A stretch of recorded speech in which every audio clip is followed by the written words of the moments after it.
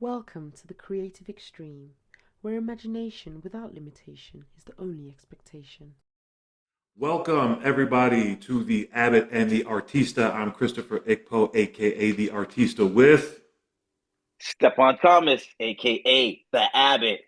Yep, we got another episode. We're going to continue to dive into Project 365, the next big major story arc, and all that good stuff. But real quick, go to the website, www.thecreativeextreme.com.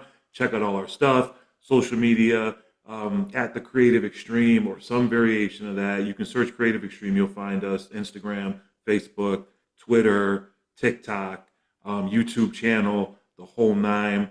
Go like, subscribe, comment, share everything. Get our numbers up, get our stuff out there. But last night, big night, man.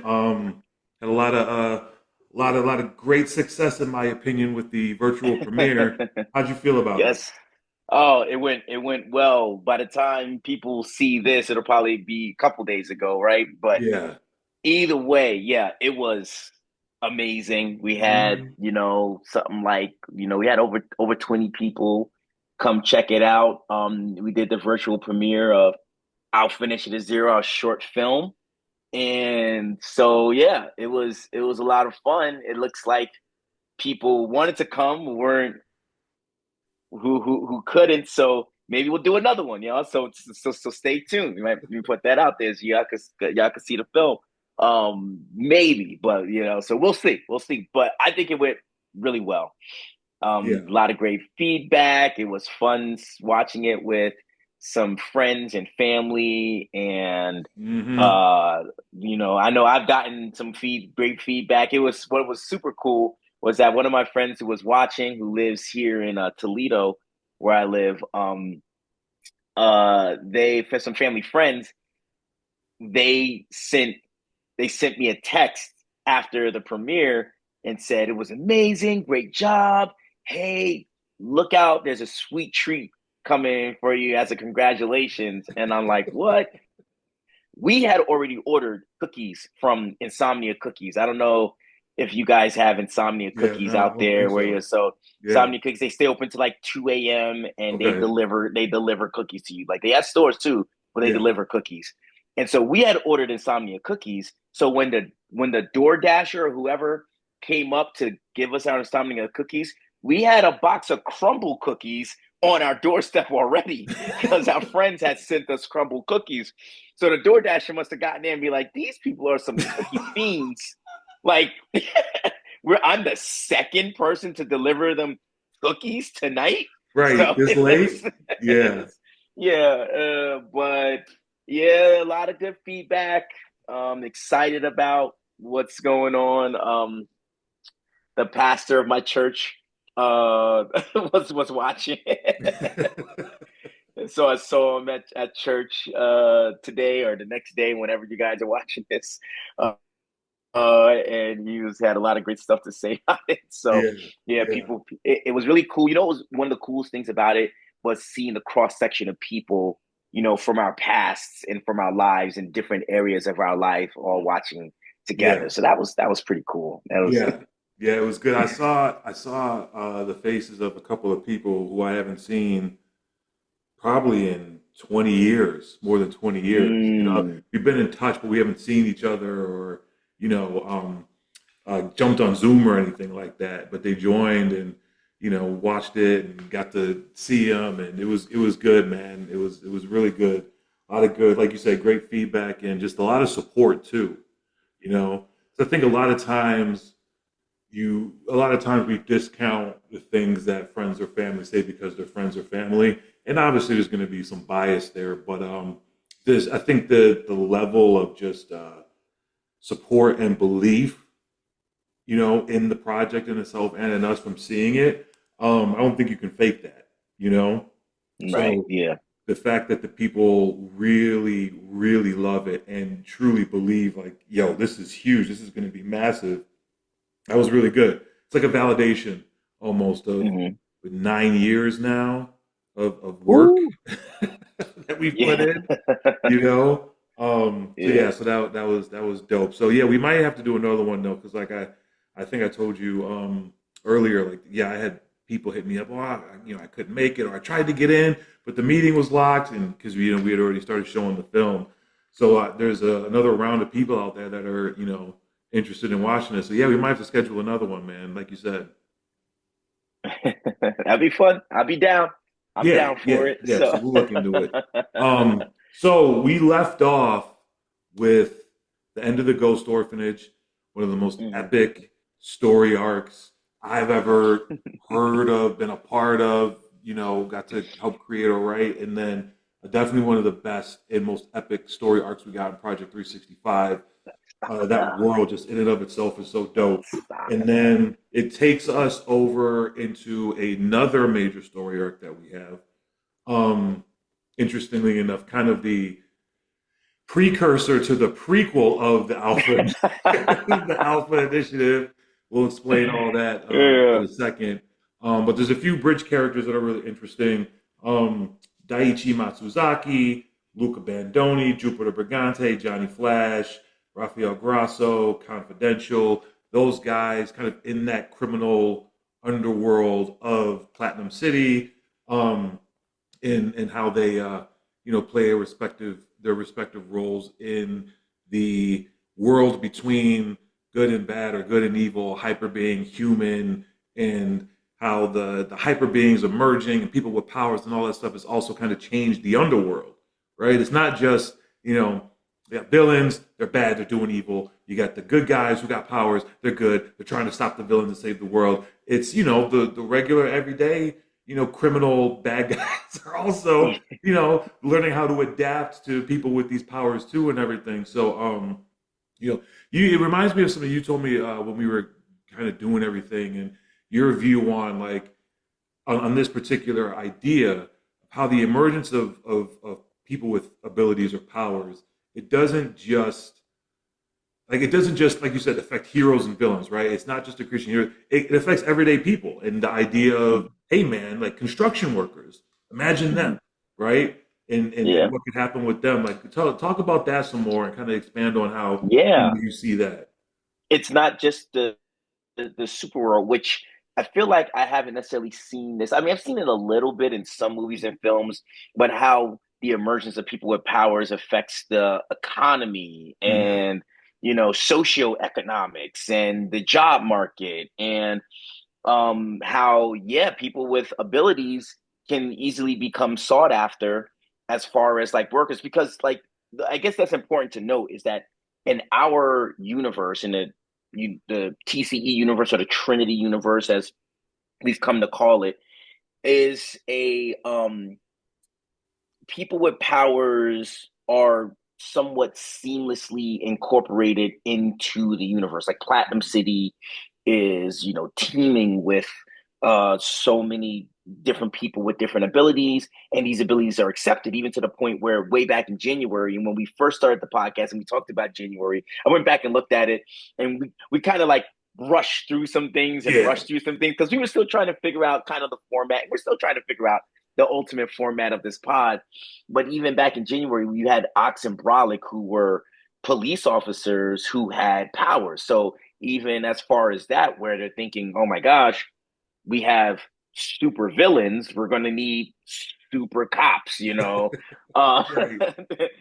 along with, vigilantism not being completely illegal in our Right. universe, where you have characters who either work with law enforcement or work kind of outside of law enforcement, but Yeah. it's kind of implicitly implied that, okay, as long as they have the right credentials, they're allowed to do vigilante work. Now, Yeah. yes, of course, that brings all kinds of complications, but that's the fun of storytelling and world building. Yeah. It's like who gets to decide when a vigilante is and when it's okay for a vigilante to act. I mean, that's why we don't have it in the real world.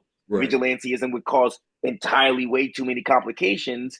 And but Yeah. in this little world that we can control, sure, let's have some vigilantes Right. that have the right to do what they do. So talking about what you're talking about, going into the underworld and going into the the criminal underbelly of Platinum City, which of course, with Platinum City being such a vast city, there's a vast underworld of criminality going on, and just under the table things. And of course, some things where it's like, is that criminal or is it just inconveniencing people in power? You know, you Yeah. kind of have that aspect of it. And Shades of gray. shades of gray. So I think that's a really unique thing when people want to dive into our world, is that people with powers operate in our world a little bit differently than people have seen it in other comic book universes and fictional universes. So yeah, I think so. These are some fun characters. Yeah, yeah. And so just kind of go over them real quick. Daiichi Matsuzaki, he lives in a character we went over in January, Iori Miyamoto, aka Musashi, the super samurai of New Japan and Platinum City. And Daiichi is the head of the most powerful, biggest, largest Yakuza family in all of the world.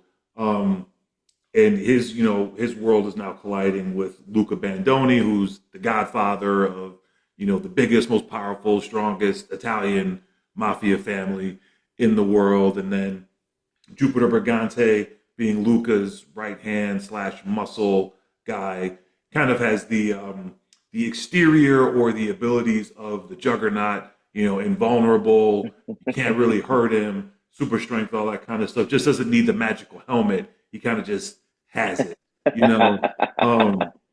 and then Johnny Flash being a driver for Luca Bandoni, Rafael Grasso being, kind of the Alfred, if you will, to Luca Bandoni, and their worlds coming together over their criminal, nefarious schemes and acts and everything.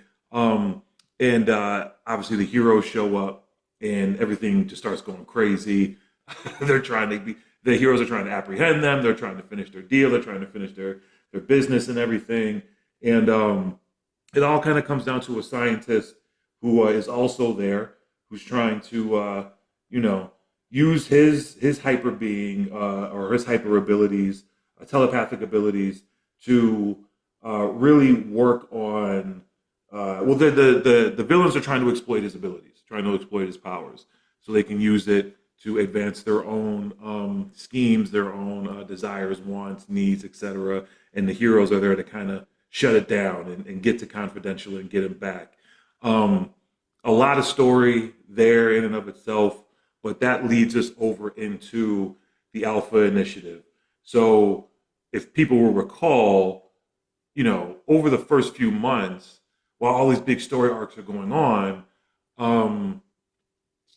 Lieutenant General Richard Bonds of the United States military, Captain Noble's best friend and kind of right hand or partner, if you will, is trying to put together a team, a super team, in order to take down Edgar Lockhart, Ramses the Pharaoh Hondo, and the Elite, and uncover whatever it is, this mysterious mega plot that they have going on. And so far through Captain Noble's, adventures and his journey and other heroes, and then things that Lou has been finding out, there's something greater coming, or a greater evil is coming, and they need to squad up basically in order to prepare to try to stop it.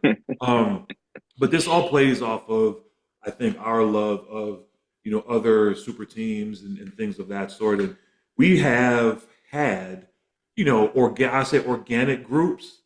We've had our Fantastic Fours, right? We've had our X-Men teams who just live in their own world, who organically have come together for whatever reason. I mean, I'm talking about the Sister Clique, City Watch, Ega Clan, the Diamond Alliance.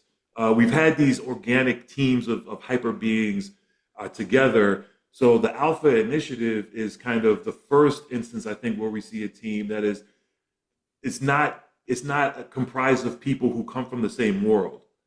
They all come from different worlds, different walks of life. They don't have any prior knowledge or experience with one another. They're recruited to join this team. So it's more of like an Avengers type of thing.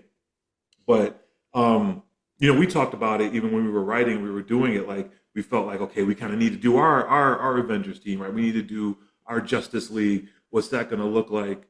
I don't know, Steph, talk a little bit more about like your thoughts on putting together that super team, and then our approach to trying to do it differently than Avengers, Justice League, and all these other ones that are so well known.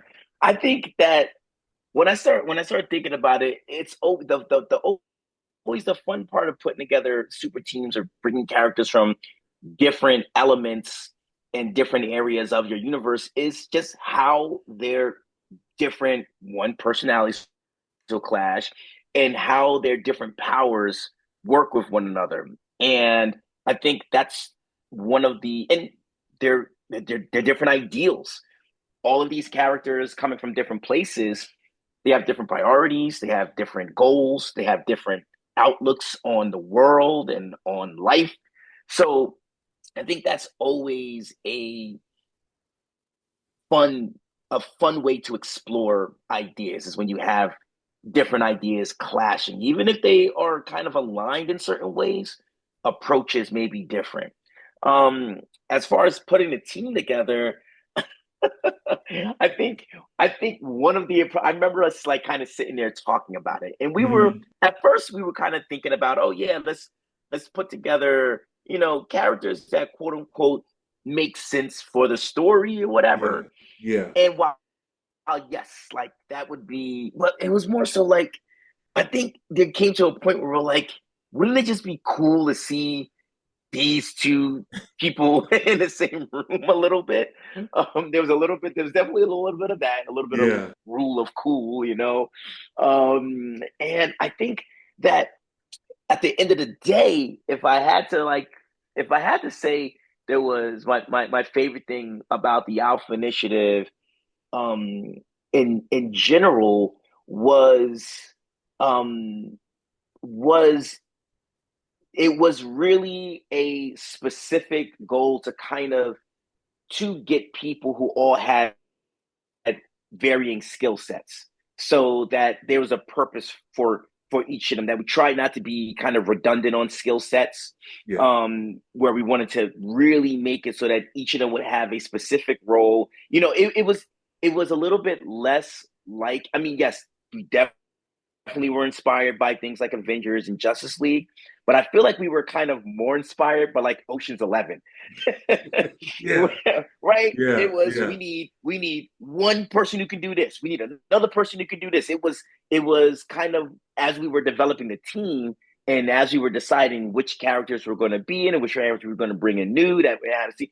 It was almost to this effect of, all right, we need people who can do specific things because we have this intricate planning, and you'll get all into the adventure and the plan, but we have this very intricate plan that requires you know intense coordination Yeah. and the most perfect of timing and all of this stuff, where it wasn't just, hey, we got people who have all these extreme powers, let's go and let's go use all of our crazy powers and knock stuff down, and then we could see how the powers, like the Avengers doing their thing and us seeing all their cool powers and Right. all of that stuff, and the X-Men, and seeing how they, but this was very, and once we kind of developed them side by side. As we were at first, it was like I said, man, who would be cool to have in his team? But then as we began to develop the story, we were like, wait a minute, now we need to develop the story in a way that uses each of these things specifically, because Yep. the one of the not I don't want to call it the worst things, but one of the things that will frustrate me in storytelling is when I could tell that that person is along for the ride just for their quirky personality, or just for their, I'm like give me, like, I want a reason for them to be there, Yeah. in certain stories. I want it to be Right. where it's like we have these specific things because we need someone who can do this at this time, so let's find someone who can do it. We need someone who can do this at this time, so let's find someone who can do it. Yep. And so that was very much played into how we were kind of developing this team as we went along. Very, very Ocean's 11. Yeah. Yeah. Yeah. I like that analogy because to your point, it's easy just to throw a bunch of your favorite or most powerful Hmm. characters in a group together and be like, oh, this is gonna be epic, and then you It's just, gonna be so much fun. right, you just write around that. But when Yeah. you have when you select individuals to be in this type of group for a specific type of story, again, and you said it, and it was great. You want them to have a purpose, right? You want them to fit a specific need, not just throwing them in there because we think it'll be cool for them to be in there. Um, Mm. and so this, and again, like we're doing this with creating, on the fly, right? So Right. we're planning this out while also being like, okay, well, who do we have already, and then who new can we create while we're going through this, and then add them in the mix. And so it's almost like we're creating new characters to be main characters to fit this very specific storyline, but then we also got to create a compelling backstory or an origin story for them, so it's not just topical and it doesn't feel like we're just throwing them in there, Deus Ex Machina, like, oh yeah, okay, that's why we put them in there, give them like an organic feel to the existence in their storyline. And so when we get into, I think we talked about Orenda already. Um, And Encore. in Encore, Yeah. Orenda, Because she's from the Iroquois tribe. I looked it and up. both of them So were recruited by Lou, by right? Lou, yeah. So I couldn't remember which tribe Orenda was from. She's from the Iroquois tribe. Mm, Um, mm. and her kind of backstory being her tribe has always had this prophecy that one of them was going to arise to save the world essentially from the chaos and the malevolence that would be descending upon them from the stars, right? They're her particular tribe, her Iroquois family and her people always had this prophecy about malevolence coming from the stars, and how one of them was going to be the one to elevate to the status of world hero and save everybody. And she is that manifestation. She's the hyper being that was born into the tribe, and her ability is, and this is another part of the careful strategic storytelling, right? So we gave her the power to manipulate matter at an atomic level, right? But if you think about that, that's truly an OP power. I mean, we're talking about Yeah. Apocalypse, we're talking about Dr. Manhattan, we're talking about things that, like it can get out of hand really quick. So we nerfed it to the point where she can essentially create concussive bursts by manipulating the atomic molecules, but it's short range, right? And we wanted to do it in a way where it was different because we hadn't given that power to anybody, I don't think, up to that Mhm. point Mm-mm. in Project No. 365. So nobody had that hyper ability, but we didn't want it to get out of control and have people sit back and reading like, why doesn't she just wave her hand and disintegrate everybody and call it a day, kind of thing. So that's Orenda. Encore, we got into her too. Hmm. She was recruited by Lou because they grew up together, best friends back in the day. She is from this criminal underworld, the world of Luca Bandoni, Edgar Hmm. Lockhart, Daiichi Matsuzaki, and all those types. And but there's also an underlying theme here that brings this team together, which is their shared hatred and or desire to crush Edgar Lockhart. Right. I was about to say, like before, kind of like as we were talking about the reasons why they joined a team, you got to talk about what, what the goal is Right, and and they all have different what ones. problem they're trying to solve. Yeah, and they all have different motivations, but they're working for that common cause, right? Like Lou knows of this chaos. Lou knows of this threat coming from somewhere out in space. He just doesn't know what it is, and he's pledged to work with Noble or take up the mantle from Noble to try to stop it. Because at this point, Noble is gone. He's lost somewhere in space. Um, Orenda, it's her prophecy, right? She's fulfilling the prophecy of her people. She's their chosen one. That's why she's there. So she's pretty much down for the cause to fulfill the prophecy of her tribe. Encore is a direct competitor in the criminal underworld with Edgar Lockhart, and he's been trying both through legal and illegal channels to take her out. So he's super motivated to get it done. So yeah, he's going through recruiting. We come to another interesting character, Volar. Volar. So we decided to kind of take a little bit of a detour as far as character and story went with Volar because we were talking. We are like everybody that gets a hyper ability for whatever reason, however they obtain it, isn't going to be a good person. It doesn't Hmm. necessarily make them a villain, right? They're not a hyper villain. They're Yeah. not going to be doing illegal or crazy things, but that also doesn't mean that they're a good person. You know, so again, to go back to your point of how does this emergence of people with abilities, hyper beings, heroes, villains, whatever, how does that affect the everyday man? You know, and Volar is kind of one of those everyday people who ends up obtaining a hyper ability, and when Lou sees his name on a dossier of potential, team members, he goes to visit Volar, and we quickly find out that Volar doesn't take kindly to the people of the melanated persuasion. So we had Kid Jen a little bit earlier, the spoiled, entitled kid who gets an ability and comes from money and all that. And remember you were talking about his story and everything. And Lou encounters him as he also is looking to recruit ecstasy. Now he goes to see Volar, and it just kind of hits the fan. What were your thoughts on this real quick? Because it's one profile, Yeah, his but own I think it's a funny profile. story, kind of in a Yeah, way. he's yeah, he is. Yeah, doesn't vibe with the melanated. Yeah, Volar is racist. Volar has the ability of flight, right? Volar is racist. He can fly, right? And he's just I mean, we touched on socio politics and socioeconomics within it. We didn't want to beat Yeah. people over the head with too much of it, but we did want to make sure that we were talking to the culture at the time. And this was 2016 when we did Project 365. And I don't know if you guys remember 2016, but or even the years leading up to it, between 2013 to 16. It was very.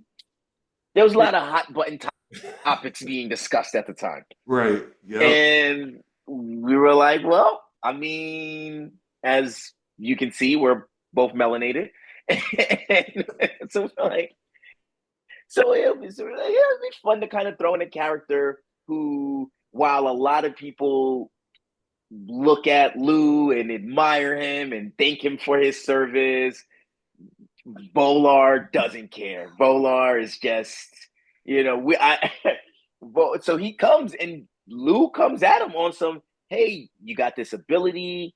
We think it might be able to help us in this quest that we have to go after these supervillains. And Volar is just like, no, but he says it in a much more racist and violent way. And it doesn't matter that did Lou end Noble Gosima, or was it just Lou? It was just Lou, right? Yeah, it was just Lou. It was Yep. just Lou. and he's very racist. And we actually had a discussion over whether we were gonna write into it that he actually says, like, calls him the ultimate slur that you can call a black person coming from a non-black person. We were like, oh man, do we put this?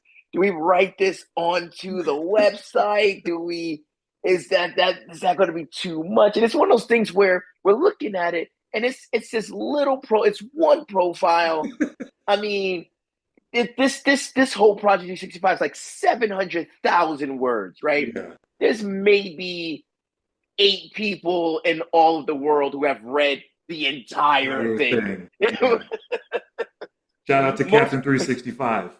yeah, shout out to Captain 365. That's one person And who we got in contact with who read the entire thing, diagnosed it, broke it down. Great, great dude. But anyways, keep going, keep going. yeah, that's a story for another episode, Another that's for episode, sure. yeah. And we're sitting there. It's like, there were people who were reading along as we were dropping them, and they weren't reading all of them. It's a lot to read, and it's a lot to keep up with. And so we were discussing, man, what are the chances of someone stumbling upon this guy and then they read this? Because one of the great things that people did was when we began to go to cons, we release a character for every day of the year. People would say, "Oh, well, who was released on my birthday?" Yeah. And we would go through and we would find, who was on their birthday, and they'd be like, "Oh, that's a cool character on my birthday," or they'd be like, "If I really get down with that character." I'm saying, thinking to myself, what if somebody is like, "Oh man, like I can't wait," and then they stumble upon Volar, and they're like,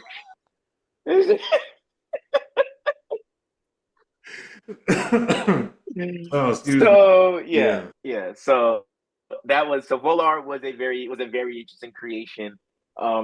Outside of that profile, we haven't dove more into his story, but one day we will, and Yeah. it will be. But yeah, Volar is racist. Volar is very Yeah. racist. So you think about it too. Again, like this is all happening in an organic way, right? Everybody that gets an ability isn't always going to be a either mentally healthy, mentally stable, or Mm-hmm. isn't always going to be a socially adjusted individual. Right. There are going to be people who get abilities who are going to come from all walks of life, who are going to have all or come from all different sets of belief systems and things like that. Mm-hmm. And there are going to be racist people who get abilities. Yes, there are. There are. There They're gonna. are, and it just so happens that this particular guy Volar came into contact with Lou, and it didn't end well for Volar. It didn't end badly, but it didn't end well at the same time.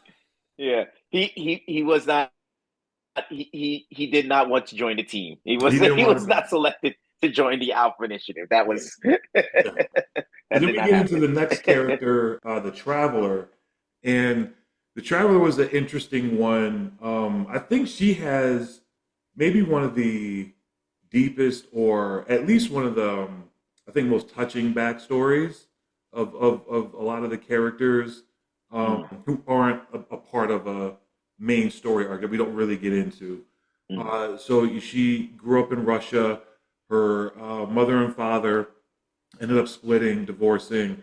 Father gets remarried, starts another family. She has a half sister out there, but she's with her mother, living with her mother. And so she sees her father, every other weekend, whatever the case is. But whenever, she sees her father with her half sister, she can see that her half sister is living a much better life, right? She's much more well off. They have a lot more money. She seems to be just living it up, always happy. And the Traveler, she doesn't take it out on, and what's her name, the Traveler? Ileana. Ileana doesn't take it Ileana. out on her half sister, but she obviously is yearning for not just the life of being more financially stable and being more well off, but she loves her dad. She wants her dad, and she has those dreams about her family being reunited and them living like they used to live back in the day, as all as one. And it's in her preteen years, and teenage angst and all the emotions and everything, and the hormones are rushing, and all this is all happening. And she ends up witnessing, her dad leaving one day at her house, and looks out the window and sees her half sister in the car, and they're getting ready to go back to their other life, and her emotions swell up and everything. And that's the moment when her hyper ability comes to, right? It kicks in, and she realizes that she has the ability to travel through time, not just space, right? We have people, Encore can travel through space. We're going to have other characters who can travel through spaces, She can travel through time. So she ends up traveling, going to a time in her past when her parents were still together. And she doesn't realize what's going on, And she quickly finds out what is happening. And then she begins to realize, I can travel back to the past and relive the past, relive the good days, like as much as I want, So she keeps doing it. She keeps doing it. But then the reality sets in that she can go back, but she can't change the past. can't Mm-hmm. change the things that have already occurred, you know? So she, as much as she keeps going back and wants to live in those times when everything was great and her mother and her father were still together and all that and da da da da, she can't escape the inevitability that they're gonna break up. He's gonna leave. He's gonna start another family, and then she always eventually has to come back to the present, anyways. You know, so it's almost like a self-inflicted torture. You know, and so she goes on Mm-hmm. living life this way, really kind of stunting any ability to process what she went through and to be able to get over it, right? To mentally and Mm-hmm. emotionally graduate from that state.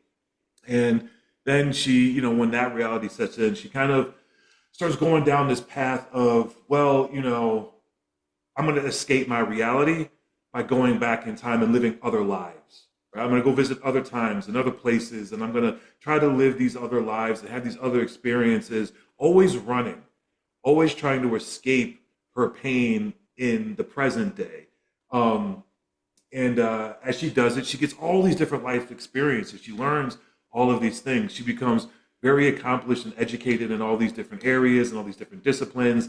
You know, and she teaches herself how to fight. She teaches herself how to use, you know, different weapons and things of that sort because she wanted to learn how to make herself stronger and protect herself. But then she also experienced loves. She experiences friendships. She experiences all these different things.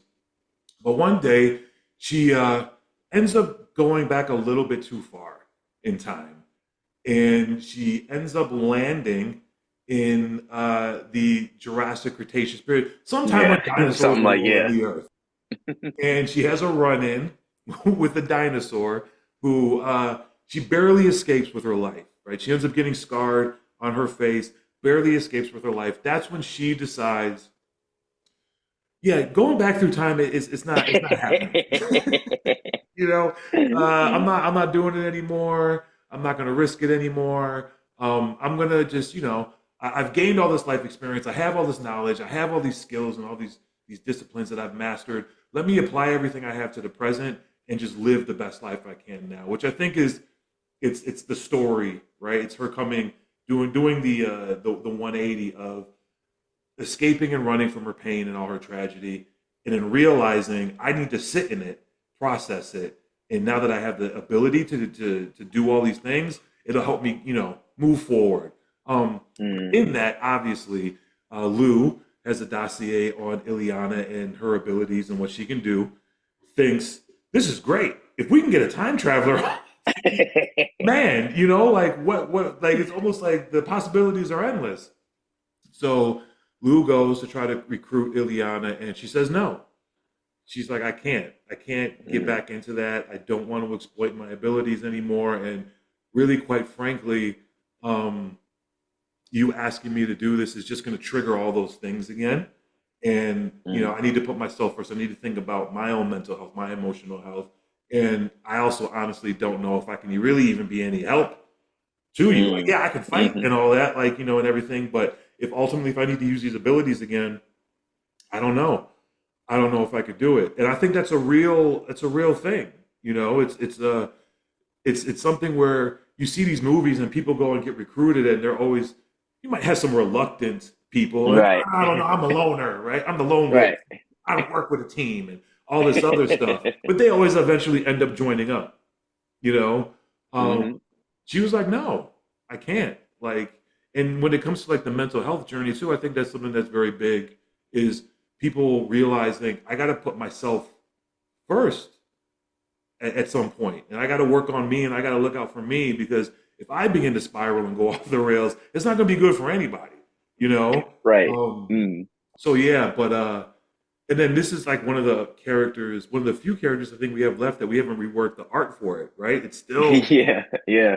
It's like first versus. I was actually just looking at it, and literally, we just talked about. I think well, Volar, Encore, Orinda, and the Traveler are all characters who we have. Yeah, they still. We only still have the one original piece from all of them, yeah, and we haven't. Yeah, because I mean, we've gone back and we've reworked because we were working very quickly and we were asking artists to do work very fast and we didn't we always didn't know what we were going to get from the artist. And the characters didn't always look exactly. I mean, we had the one story, if you go way back to our first episode or second of whatever it was. And every once in a while, we would get characters back. Was like, this doesn't work for what we're looking for at all. Most of the time, it hit. And but at the same time, like we said, it was going fast. We didn't even have all of the imagery of what the character looked in our head. And as we began to develop the story, like, oh yeah, this character actually, let's call up our artist, one of our artists, and say, hey, can you rework this? Or we find a new artist and their style works better for that character. So we say, hey, we had this great image done, but we'd like you to do a version of it. Yeah. And so we've done that with quite a bit of the characters, a huge swath of the characters. And yeah, these are a few characters. We still have the original art. And yeah, the Traveler's art was one of our, I mean, the art is good, but it's not as detailed and graphic as some of our other art was.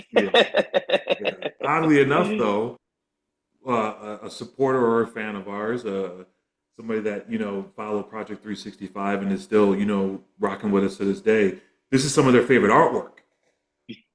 Is the Traveler. And so it's interesting too to see over the years things that we're like, oh, we got to get that redone. Like we need to, get some new art, have that stepped up, whatever. And other people are like, I love it.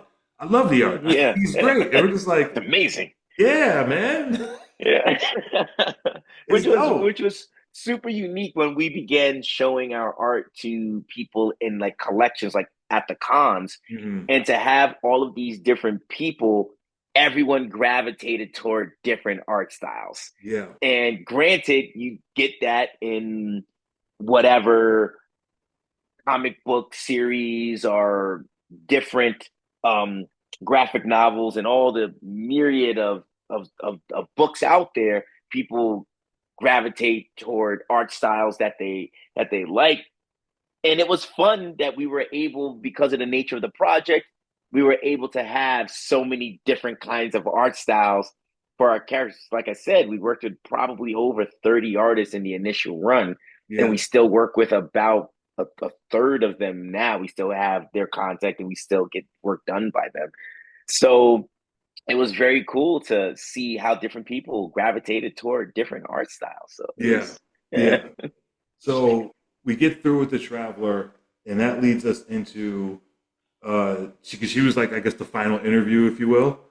Now the team is set. So we get into the Alpha Initiative, and we talked about Alpha Initiative 0 and the film project we had before. Now we're talking about Alpha Initiative. For people who know Project 365, we also have the Alpha Resistance.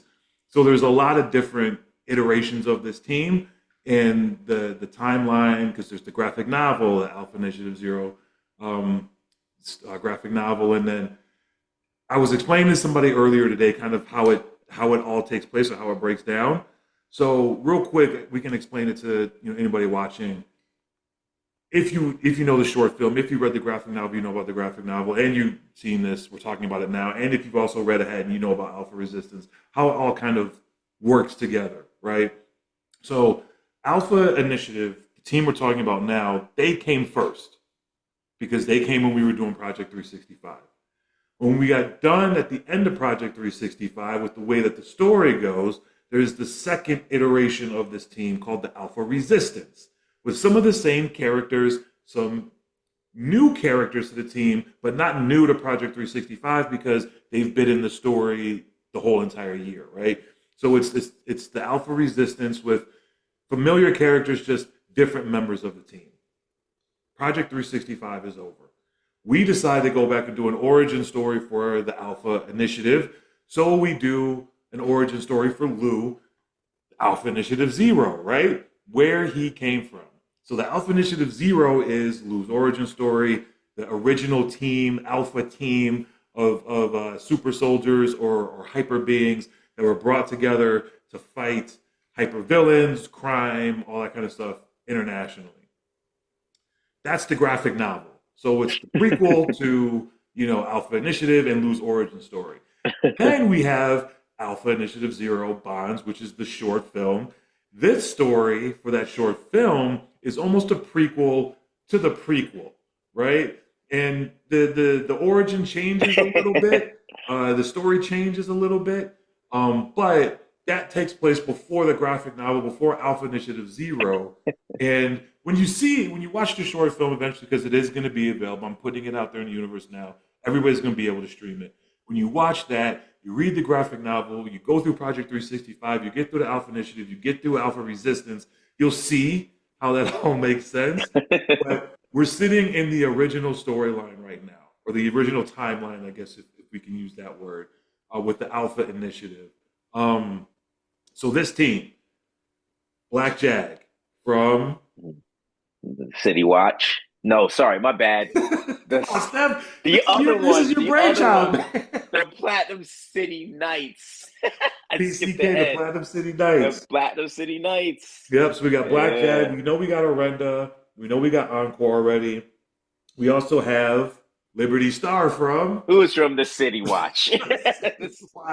Right, so we got Liberty back Star, in January. And then we got Iori Miyamoto, aka Musashi, the Super Samurai. We talked about him already. And then we also have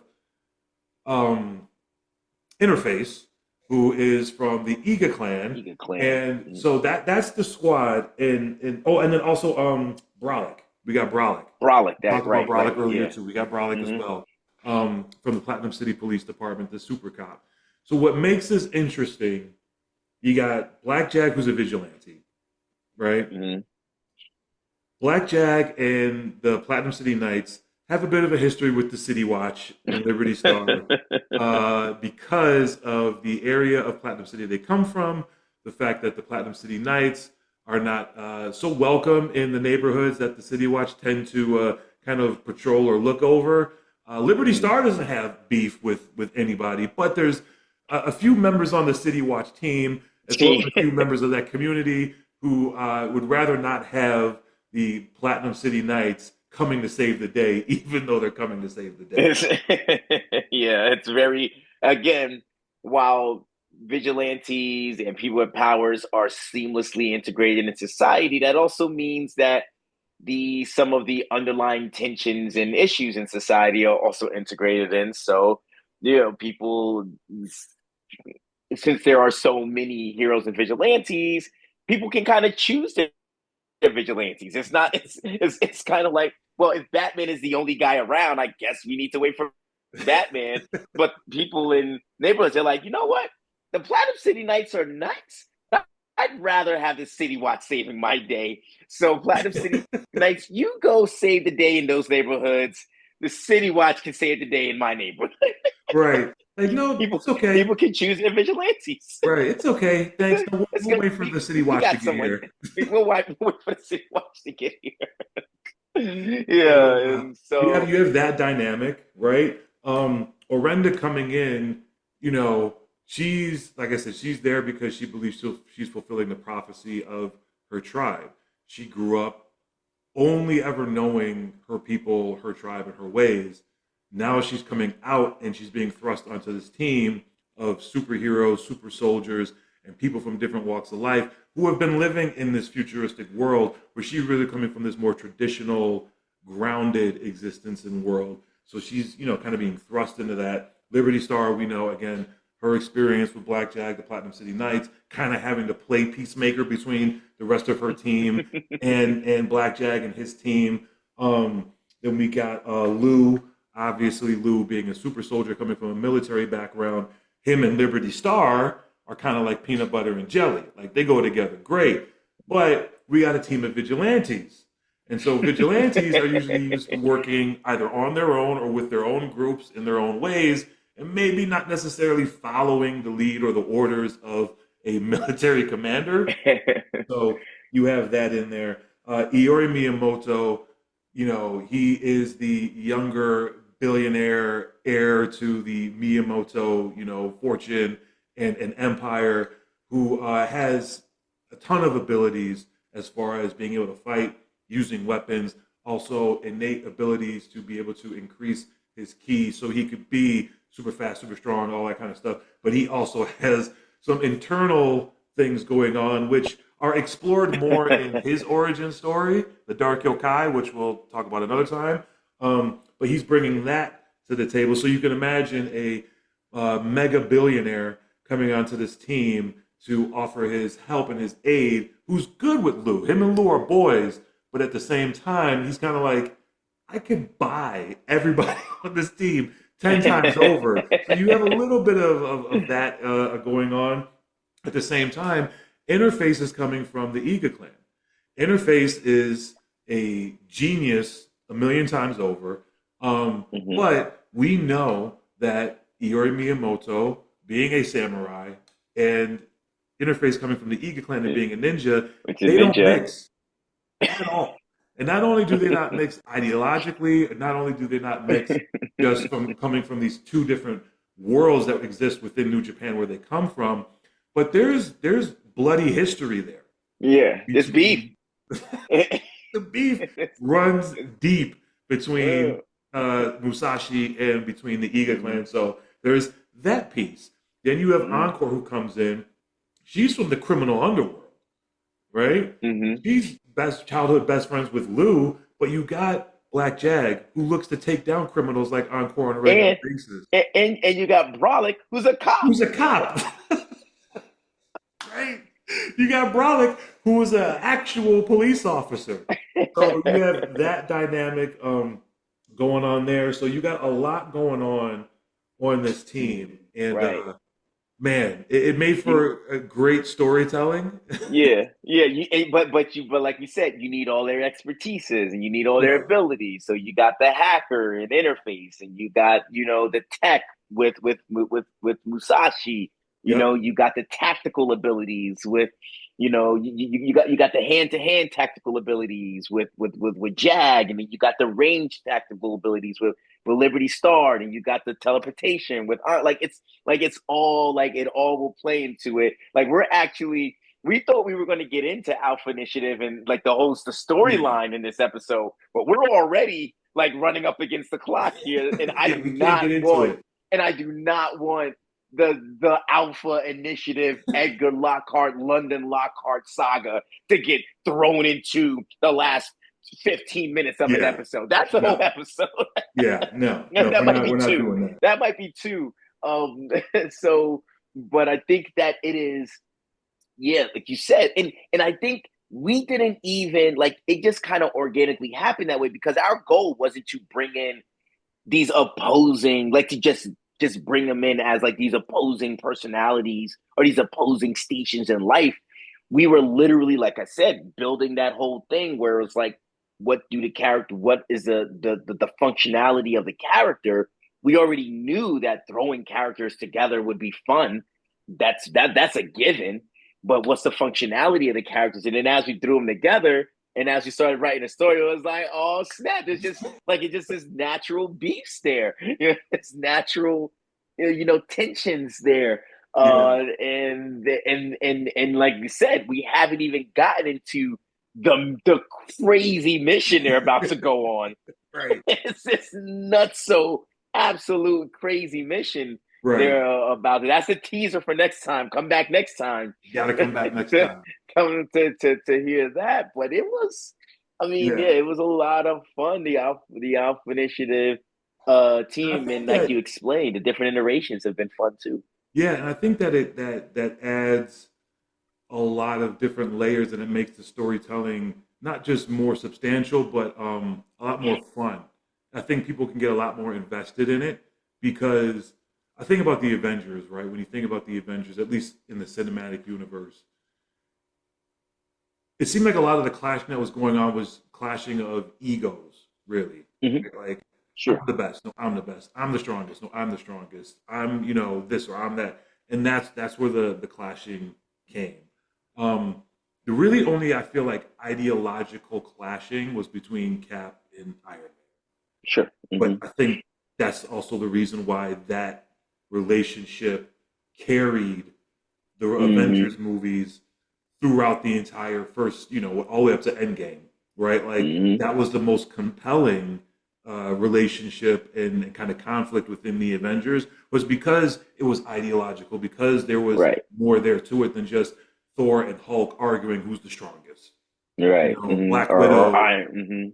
trying to go through her own thing and overcome her past deeds, while Hawkeye was brainwashed. It's like, I mean, don't get me wrong, great movies. The Avengers, when it first came out, blew my mind. I was all on board. I was Yeah, I was me all the way too. invested. But Still when some I of think my about it favorite from a movies ever. storytelling Yeah. aspect, I feel like these different opposing dynamics from an ideology standpoint, right? A belief system standpoint that we have within the Alpha Initiative makes for a lot more complex, substantial, meaningful storytelling. You know, Yeah, if you and we are haven't even dove all the way into it yet. But go no, ahead. no. I mean, I don't even think we get into it in Project 365, but there's Yeah, a lot of money still on the table yeah, to we be played with. scratched the surface Yeah, because we because were going so fast. Yeah. we were going so fast. We were going so fast. And again, we're trying to introduce all of this while also introducing new characters every single day. Yeah. And then also move the story forward. Yeah. Every profile can't be, because we have a few profiles and we'll get into them that are multiple pages long, right? So I mean, they're Yeah. essentially their own comic book that we kind of put in as one profile. You can't do that with every single character. Right. You Yeah. gotta, you gotta get going. You gotta move it along to do what we were doing. And so we're introducing new characters. We're touching on these different dynamics. We're going over the overarching story or the bigger story, but then we're also doing the origin stories of the new characters and how they play a role and why their existence and everything they went through is meaningful and their interaction with the Alpha Initiative and making it make sense with this particular power set is needed, this particular power set is needed, this particular individual is needed. There was just a lot that we had to incorporate in a way that also didn't seem so convoluted. It just felt like we were throwing stuff at the wall and trying to make it stick, you know? But like you said, we barely scratched the surface of that. But the great thing about it too, I think, with you being a brilliant creative mind and me being able to do what I can do, we can always go back. Shortchanging yourself. Don't even go there. But we could go back, right? Like Yeah. like we did with Alpha Initiative Zero, like we did with Dark Yokai, like we did with Greenwood Archer and Pine. All the different origin stories for all of these characters and all of these groups that we started turning into scripts for series, that we turned into screenplays. We're actually starting to dig and get more into that. We can do the same thing with the Alpha Oh, Initiative and just turn it yeah. out. Yeah, I'm inspired now. When let's what is that the next screenplay we're writing? Let's go. It's like Yeah. nah, because I like you was looking said, through yeah. pictures of cons. I was looking for a picture earlier today. I was going through pictures of the cons we went through in the past, and I saw one of our setups at an exhibit. I think it was at C2E2, and we had the big poster or artwork of the Alpha Resistance. And I started Mm, thinking about how we came together. We put together the Alpha Resistance. ugh. We started telling that story, and then we were like, "All right, man. Like, okay, so what are we gonna do next?" And we were like, "Well, we could always do we could do it again. We can do another Project Project 365 365." Part Two. Yeah. And so we started talking about that. And we're like, well, do we do new characters or do we just carry over with the same characters? Like, no, we could do all new characters. But then we kind of started going down a road of, all right, well, how do we connect it? And then we started talking about a storyline to bridge the original Project 365 with the next Project 365 that we were going to do. And then that bridge story became like this mega saga all Uh, with the Alpha Resistance and then introducing the new oh, characters and yeah. do you remember this? And we were just going Oh, down this I rabbit hole yes, of all I this do. insane, crazy I creative do. ideas. Yeah, because of how Project 365 ended, it was it was such a jumping off point for something more. Yeah, I mean, because obviously it ends with, I mean, I don't think it's a spoiler to say that it ends with the potential for more. yeah, With a lot of potential for more.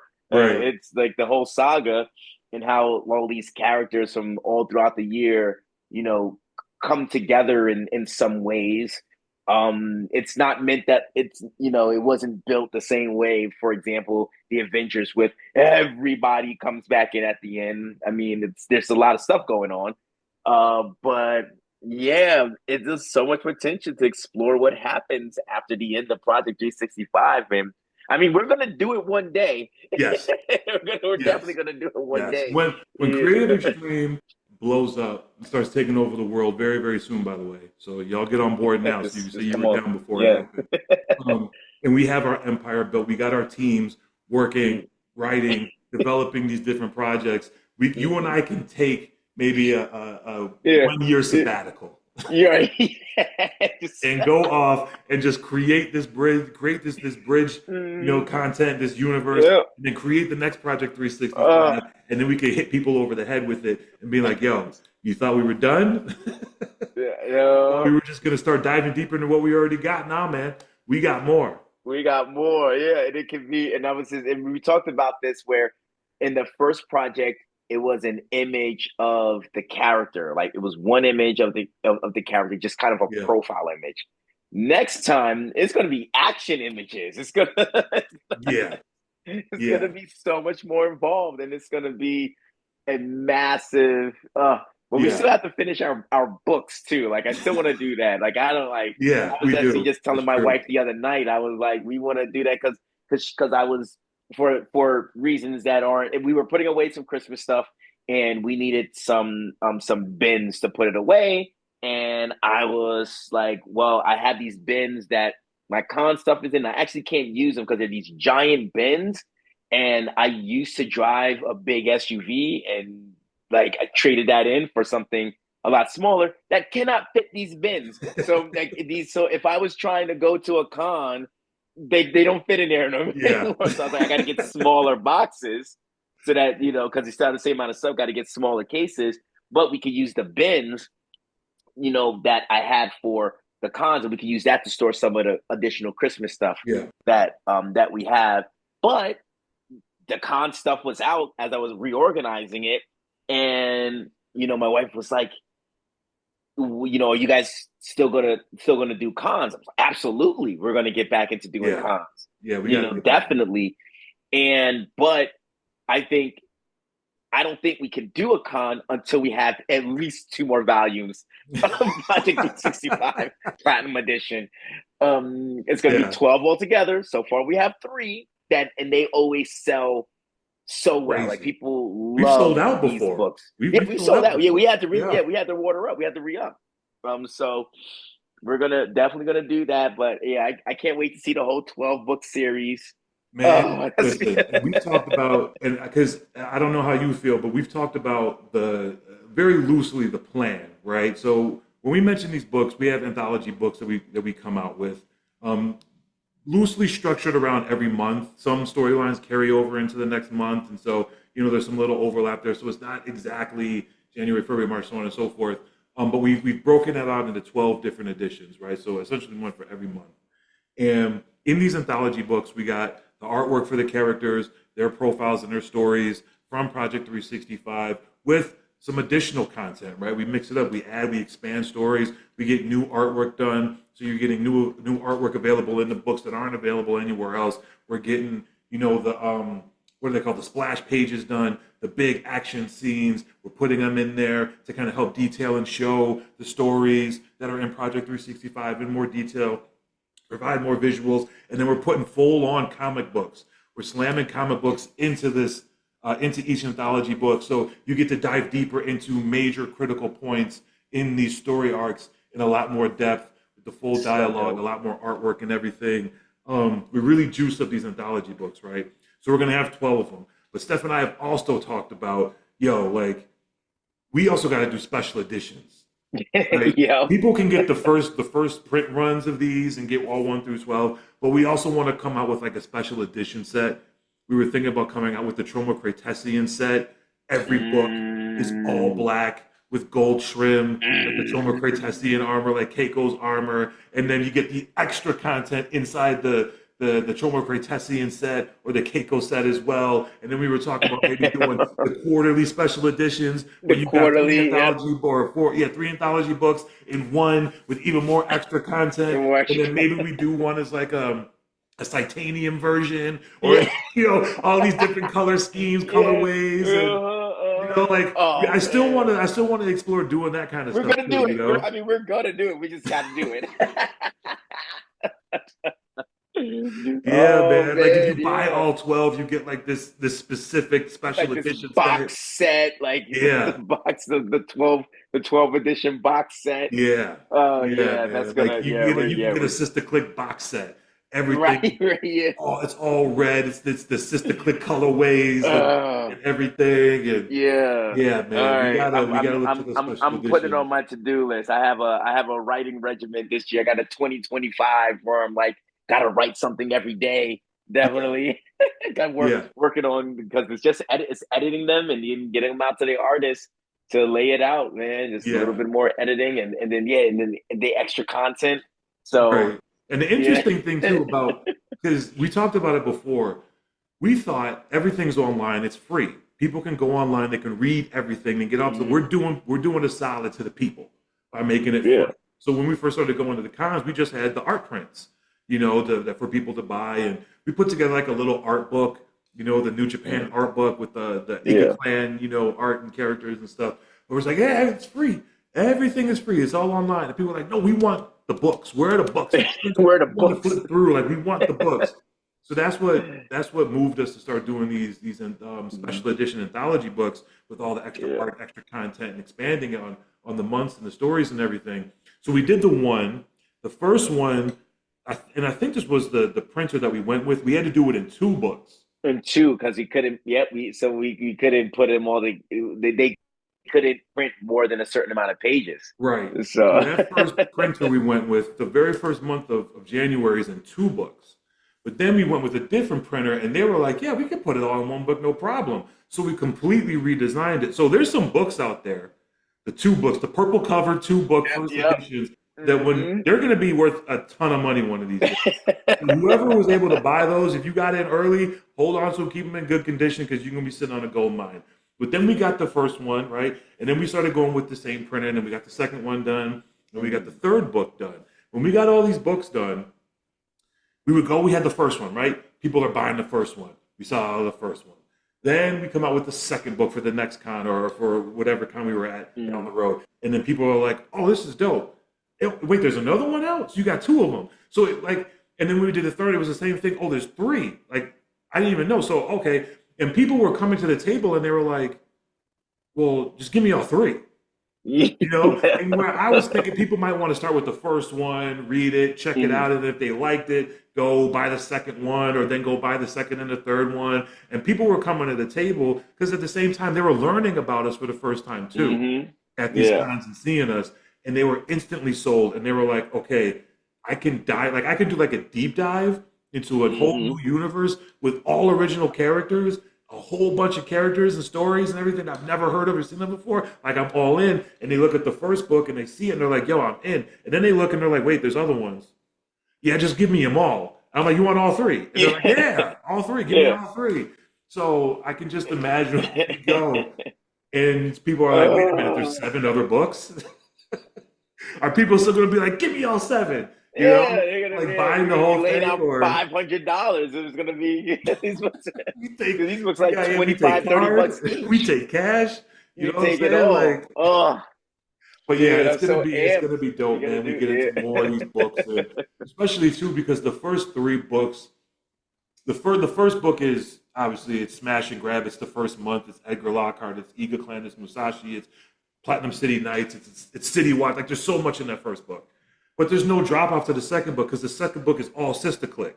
It's the Sister Click saga, which is epic. Then we get into the third book. Now we're in Captain Noble's Captain Noble's journal. for the Yeah. third book with all those adventures and stories. And so these other books now, man, like it's so dope to sit down and be like, what's the theme gonna be? What's the cover gonna look like? Like, what new artwork are we gonna get done? What stories are we gonna expand on? What comic book are we gonna make and throw it in there? So yeah, man. I'm hyped, man. Yeah. I'm ready to get to Yeah. writing and expanding and stuff. Yeah, I'm ready. And it'll be an opportunity actually for us to do some new artwork for some of these characters too. So Oh yeah. now the people are just watching. Now people are just watching a brainstorm session. Right. Now they're just Yeah. watching. They're just watching Yeah. one of our creative sessions. Yeah. So Which all is right, that's well, okay. That's yeah, we're pumped, as you can tell. We're all in it. But we'll wrap there because like Steph said, we can't get into the Alpha Initiative story and just breeze over it. We really got to dive in deep and give it its just due. So we'll do that on the next pod. Ending things here. Again, y'all go to the website, www.thecreativeextreme.com. Go check us out on social media, at The Creative Extreme. You can search us Instagram, Facebook, Twitter, TikTok, Threads. I mean, all that. So check us out. Like, follow, subscribe, share, comment, all that good stuff. Keep us going. But I'm Christopher Ikpo, aka The Artista, with Stephon Thomas, aka The Abbott. all right, y'all. We'll catch y'all soon. Peace.